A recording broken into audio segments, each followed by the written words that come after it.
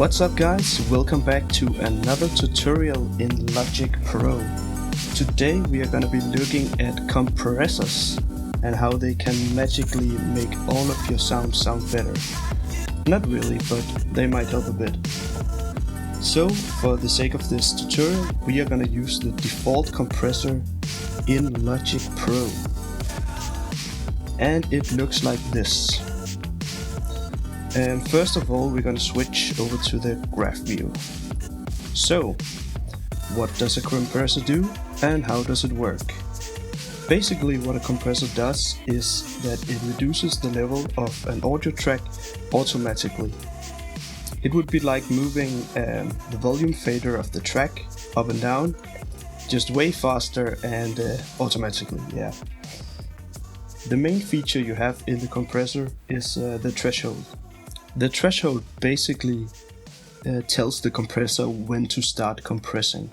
So right here I have a drum track. Let's have a listen to how it sounds.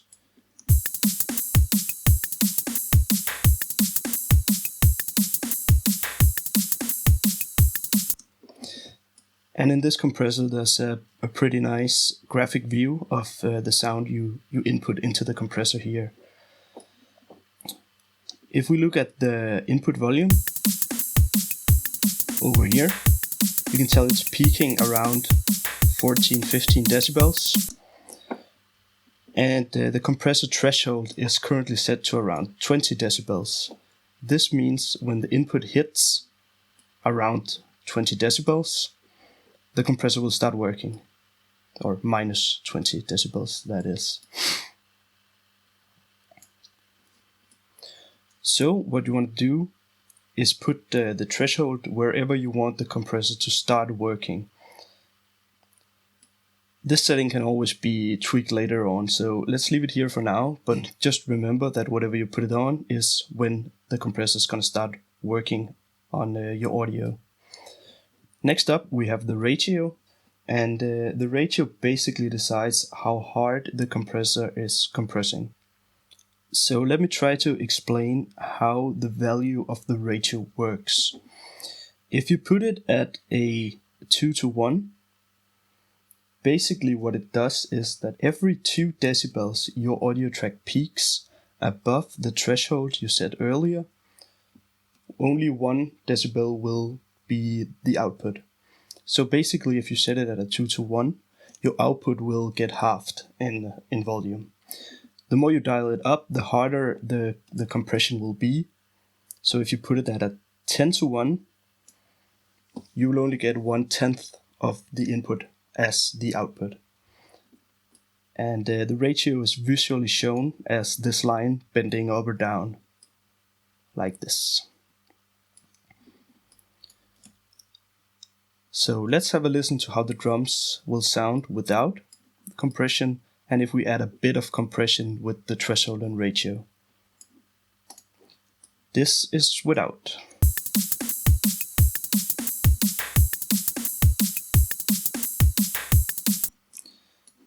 And if we try to dial in some of the settings here and have a listen.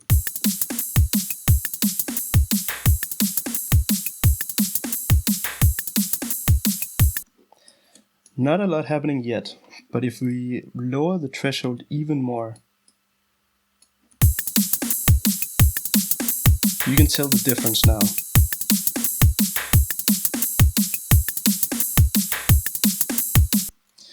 Next up, we have the makeup gain. Right now the makeup gain is set to auto, but let's turn the auto gain off and put the makeup at 0 and have a listen. And without, and with. You can tell the drums are getting softer and the volume got lower, the overall volume got lower, so the drums sound lower. Basically what the compressor does is it takes all the peaks, everything we had above the threshold points, and it turns them down.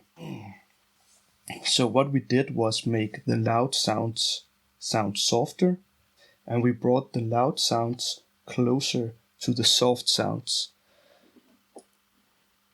Next step would be to adjust the makeup gain to achieve the same volume as before, but now the soft sounds are more present and the louder sounds are more soft. So all in all, the sound is going to be fuller and you are going to have a flatter sound. So let's dial up the makeup and see how that turns out.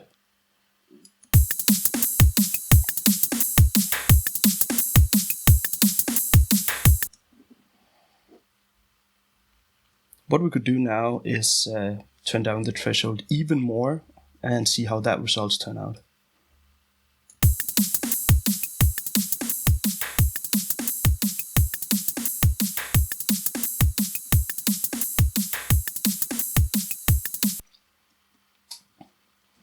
The next settings we are going to look at is the attack and the release.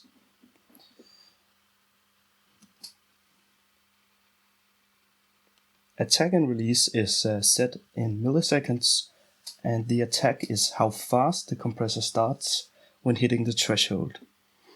So right now it's at 10 milliseconds, which means that when our audio track reaches the threshold we set earlier, the compressor is going to wait 10 milliseconds before kicking in. So if we have a drum track with pretty clear transients where the audio goes from basically nothing to pretty loud really quickly, giving the impact of a drum, 10 milliseconds is probably not going to cut it because it's going to leave a clicking noise. So unless you want the clicking noise on your track, you'd want to have a low attack. So let's try to hear the difference between a low and a high attack. So this is a low attack. And if we dial the attack even further up,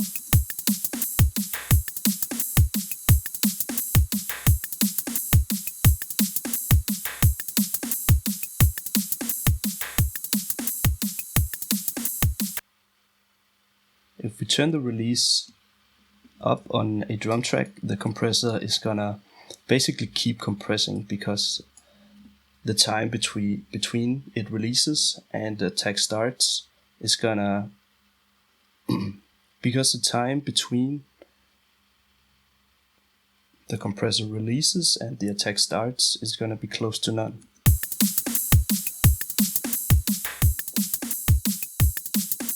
You can see the amount of compression here, and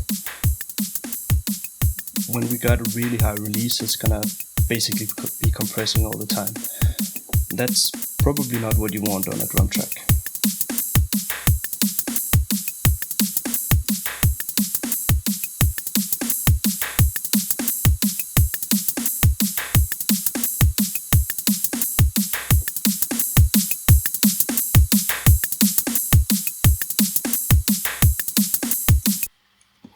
Next up, we have the knee, and on some compressors you only have two options, a soft or a hard knee.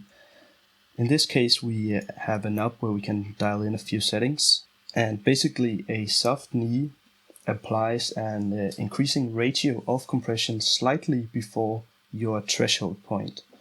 So if we have a soft knee,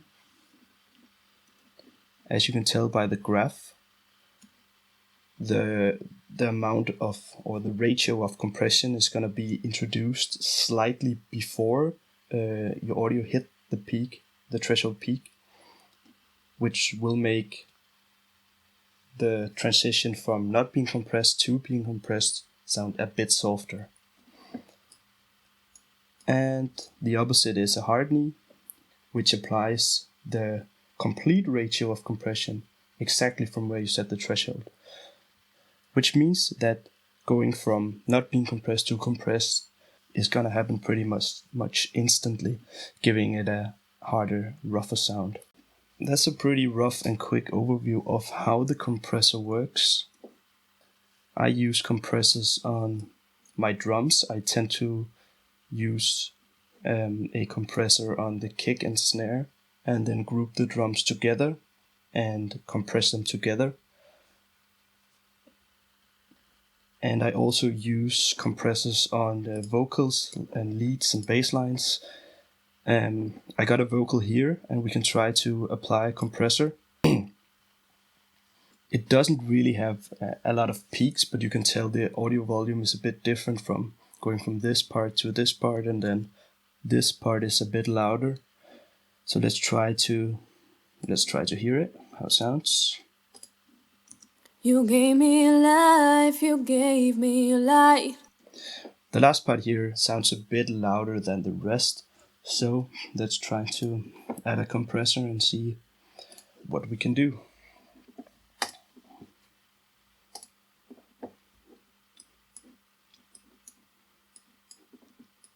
So without anything, it still sounds like this. You gave me life, you gave me life.